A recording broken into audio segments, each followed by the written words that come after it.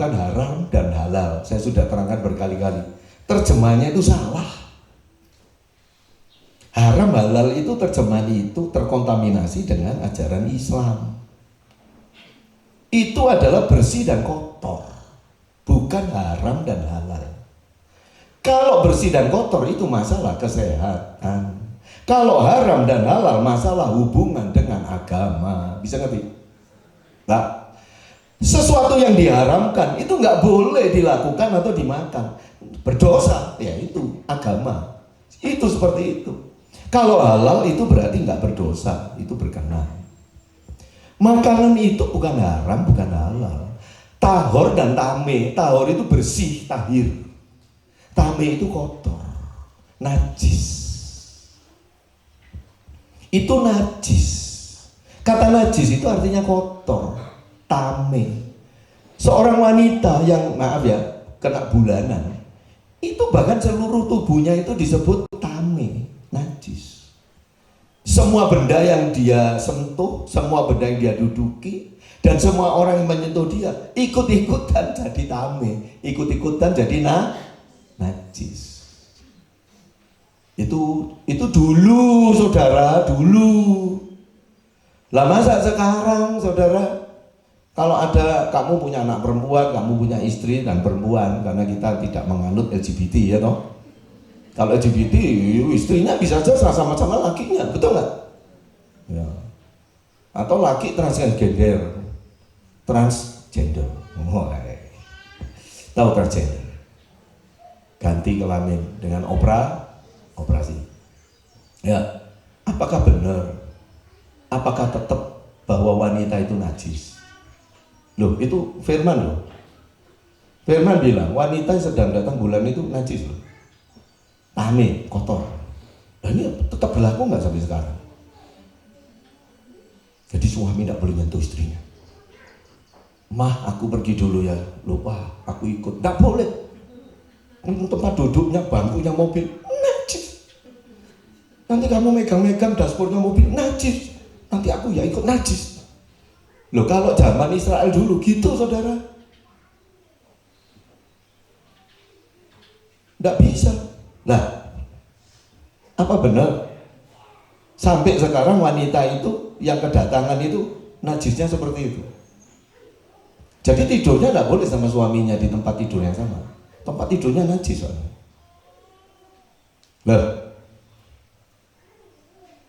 Nah saudara, saya pernah berkata, hukum itu bisa berubah sesuai keadaan. Hukum bisa berubah sesuai keadaan. Karena ketika hukum diberikan 3.500 atau 4.000 tahun yang lalu, itu hukumnya diberikan sesuai keadaan di saat itu. Bisa ngerti? Keadaannya bukan di saat seperti sekarang. Tetapi orang yang beragama, yang dengan picik pikirannya, itu selalu mengaplikasikan hukum yang 4.000 tahun yang lalu diaplikasikan sekarang. Tidak peduli kondisinya seperti apa, dia aplikasikan. Ini yang timbul akhirnya kadun, pikiran keruh, pikiran kotor. Ini yang timbul akhirnya perdebatan agama yang tidak pernah kunjung selesai. Karena tidak mengerti esensi dari hukum itu sendiri. Misalkan di Indonesia, presidennya kan ganti-ganti ini. Presiden A bilang pajak pendapatan bagi semua orang, kalau 60 juta ke atas kena pajak, di bawah 60 juta enggak kena. Nanti 10 tahun kemudian presidennya lain lagi, melalui Menteri Keuangannya bilang, mulai sekarang oleh penghasilannya di atas 500 juta baru kena pajak, di bawah 500 juta tidak kena. Loh, berubah. Ketika penguasanya berubah, hukumnya berubah. Di dalam kitab suci kita, penguasa kita itu tidak pernah berubah. Elohim itu Elohim kekal. Yang berubah adalah manusianya. Kondisi manusianya yang berubah.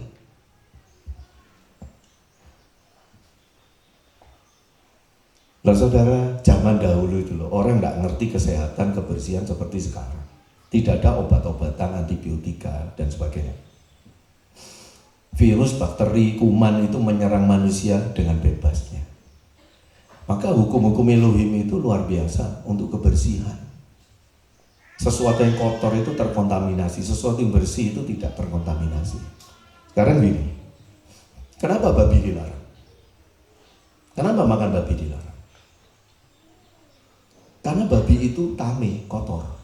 Lah enggak kotor kayak apa? Yesua 2000 tahun yang lalu bilang apa? Seperti babi kembali ke jadi zaman dulu bahkan sampai zamannya Yesus sing jenenge babi itu senang berkubang. Berkubang itu kok ono lumpur ono banyune wah guyonan di sana kuwi dikitikan saudara. Sampai bunyinya diambil, wah kotor, dimandikan. Setelah dimandikan dilepas kemana lagi? Lah, balik lagi. Lah memang babi itu uang proyek kayak ngono, saudara. Loh ya, wah dia lihat babi, lihat cupat kayak dia siluman babi.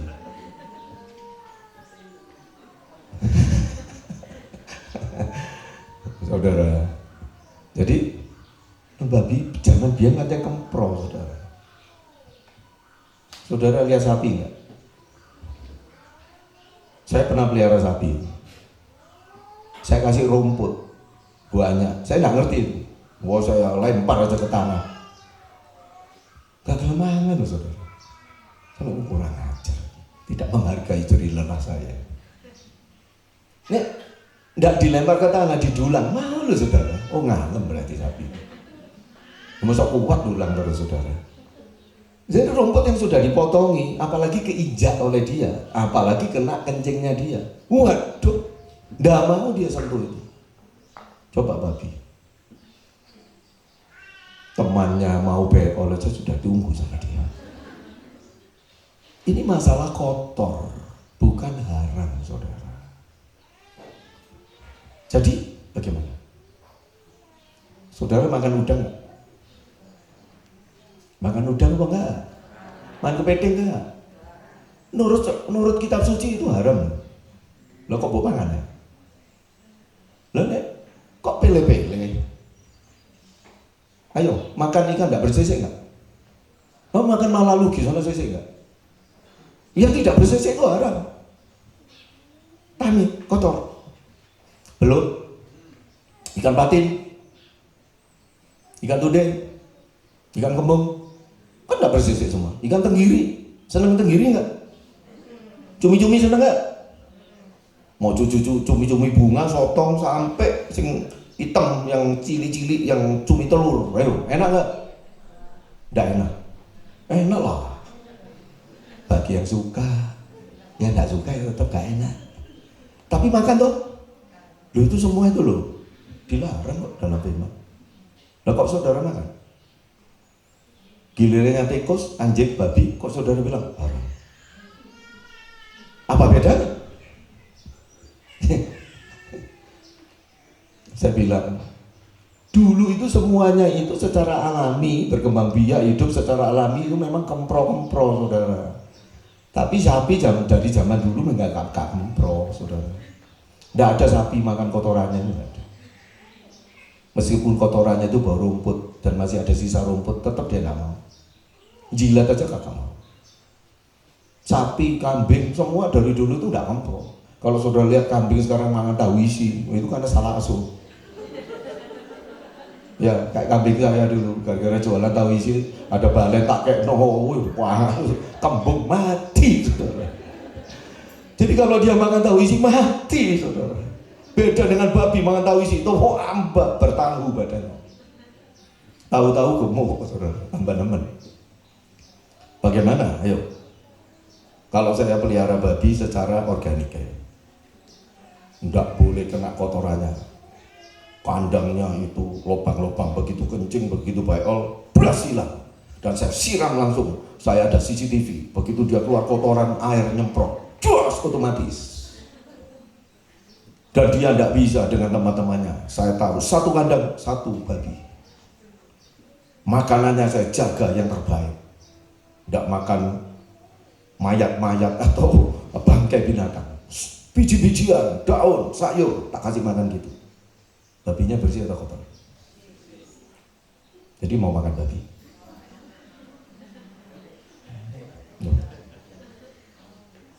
Wah, boleh makan babi, Pak. Wah, oleh Pak Gembala boleh makan babi sekarang. Saya bilang, kalau bersih ya boleh. Apa babi di pasar itu bersih? Hah? Bersih nggak? Kok babi? Sedang ayam aja saya nggak mau makan yang broiler itu. Khususnya untuk wanita. Bersih dan kotor itu saudara, kalau zaman 4000 tahun yang lalu, itu hanya berkenaan dengan kotorannya, gaya hidupnya. Kalau zaman sekarang bersih dan kotor itu sampai kepada zat-zat kimia yang sangat berbahaya. Zaman itu sudah berubah. Jangan pikiran kayak orang 4000 tahun yang lalu. Zaman dulu makan babi nggak boleh, cacing tok. Nah zaman sekarang babi disuntik virus, disuntik vaksin anti cacing. Gak ono cacing, malah manungsonya sih gak mangan obat cacing, cacing tok. Ya, betul nggak? Nah zaman sekarang beda. Itu saya lihat di YouTube itu saudara, ada namanya babi Spanyol, babi dari Iberia, babi termahal dan terenak di dunia. Pahanya satu itu harganya 16 juta. Kenapa saya kalau cerita soal babi semua? Gak ada yang ngatur lagi. Waktu saya tadi khotbah soal kekudusan, itu. Begitu saya ngomong soal makanan, bener tuh. Memang manusia hidup itu untuk mulutnya. Itu sebabnya Yahweh itu kasih aturan tentang makan. Karena manusia itu hidup itu tidak bisa lepas dari mulutnya. Mulut bukan hanya untuk ngomong, tetapi untuk makan. Orang yang paling tidak suka ngomong pun suka makan. Betul? Betul? Ya.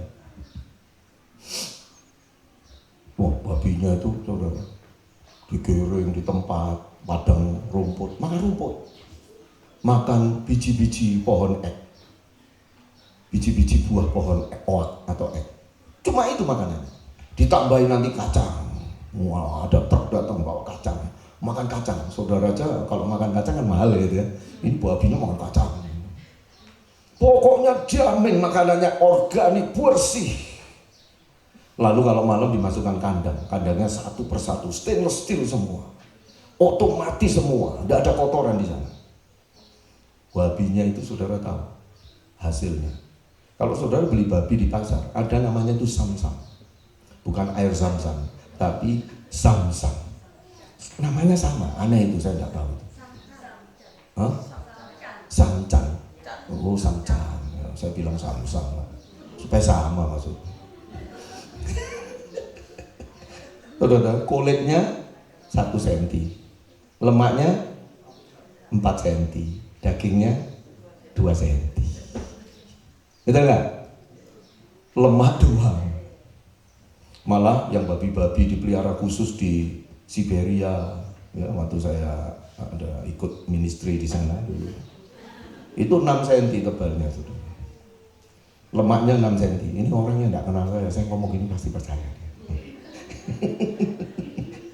Padahal ini kan baru saya dulu. 6 cm tebalnya. Orang Eskimo itu makannya itu. Kalau ada kedinginan, karena suhu paling dingin itu minus 72 derajat. Bisa bayangkan, freezer saya itu minus 19 derajat. Minus 19 derajat itu semua itu jadi es batu. Nah ini minus 72 derajat itu jadi opo, saudara. Saudara mau hidup di tempat seperti itu?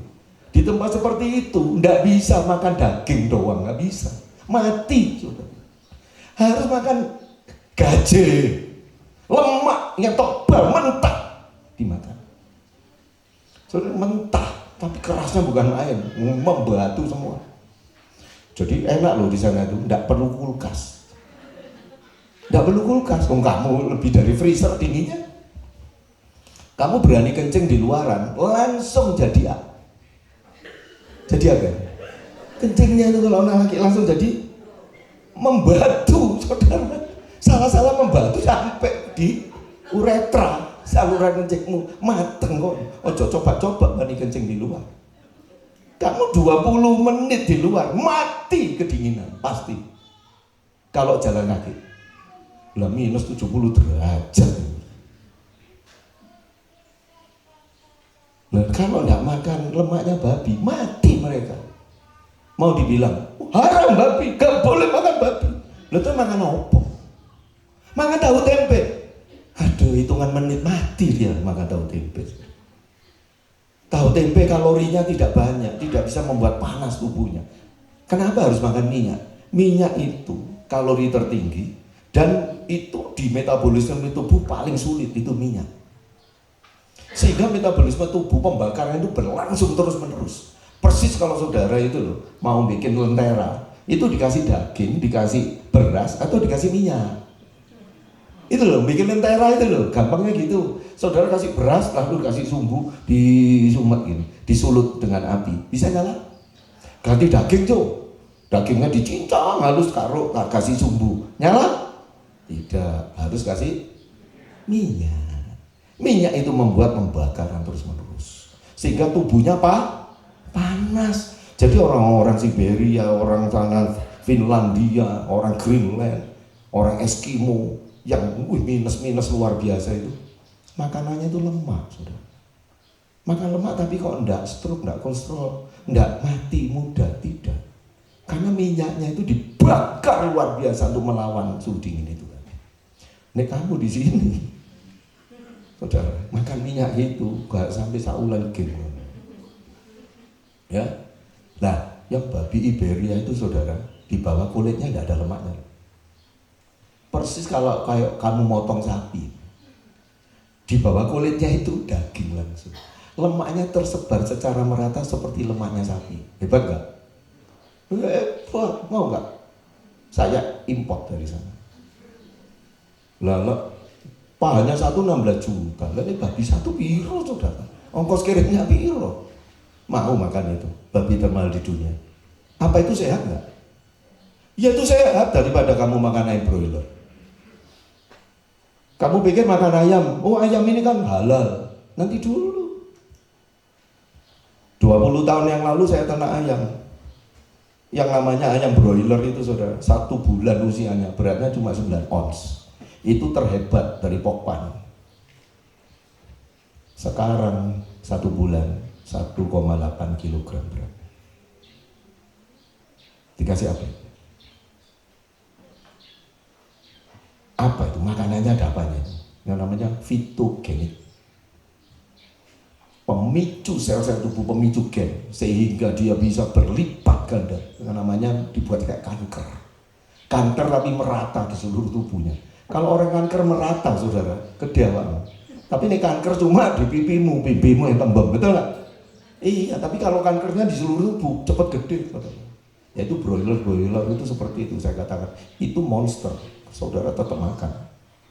Itu sebabnya saya ternak ayam itu untuk jemaat, khususnya yang perempuan-perempuan. Saya nggak cari untung, rugi, saudara. Saya hanya ingin menyediakan ayam yang baik, yang bisa saudara makan. Karena ayam-ayam itu haram buat saya. Jadi sekarang hukumnya itu berbeda.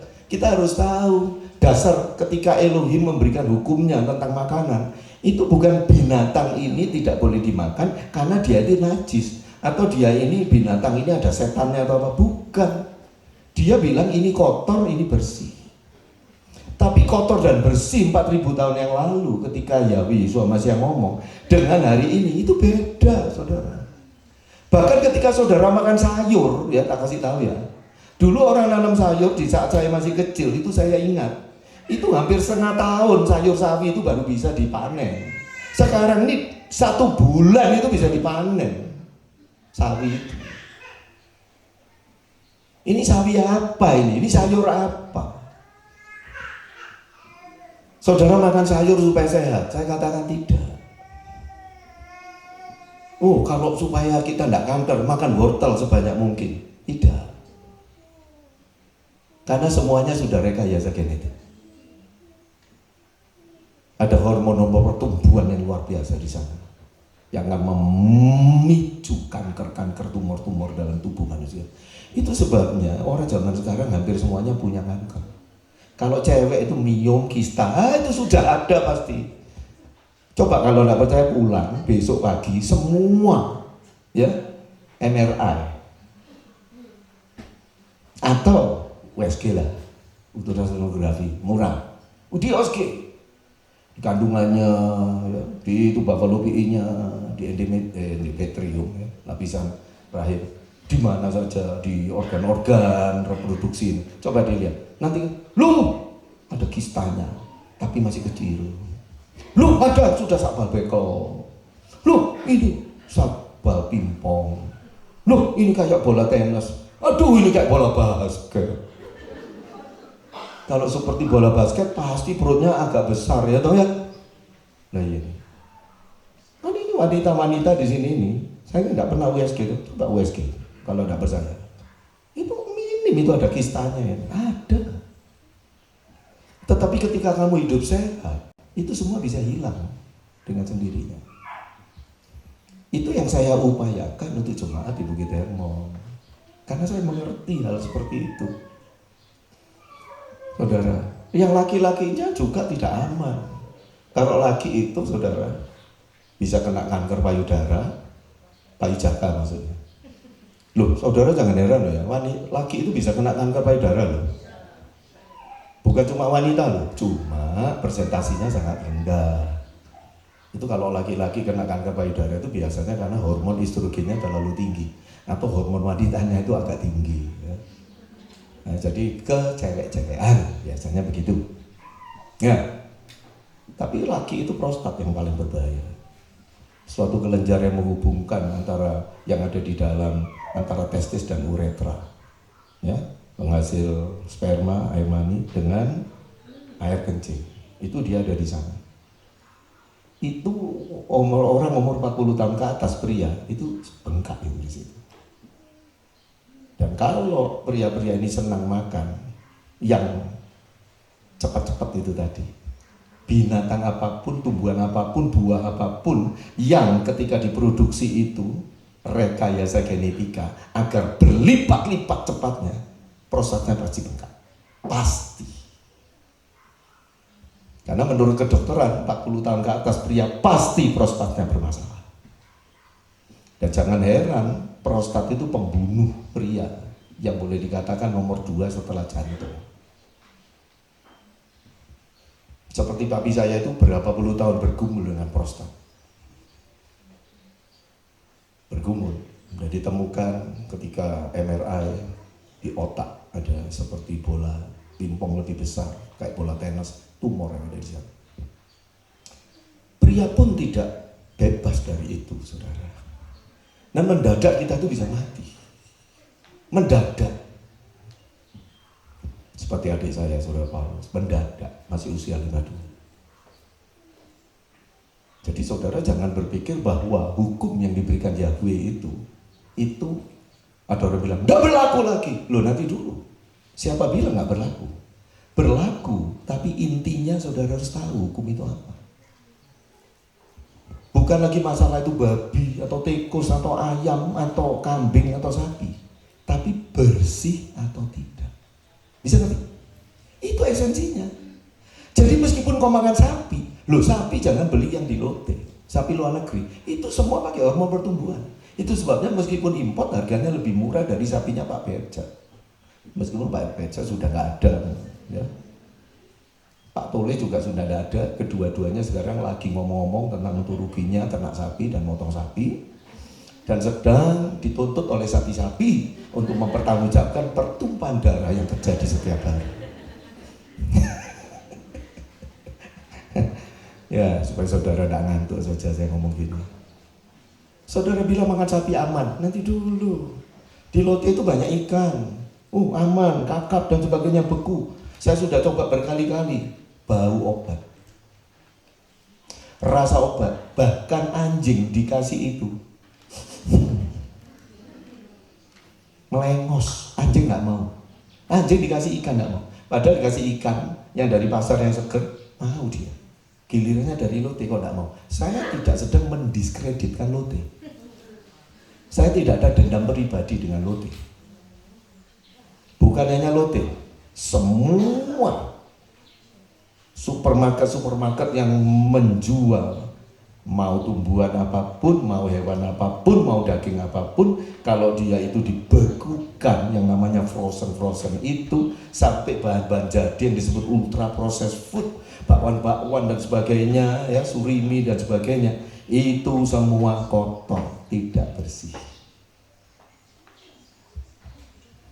Oh berarti Pak, yang kotor itu harus dihindari. Masalahnya semuanya kotor.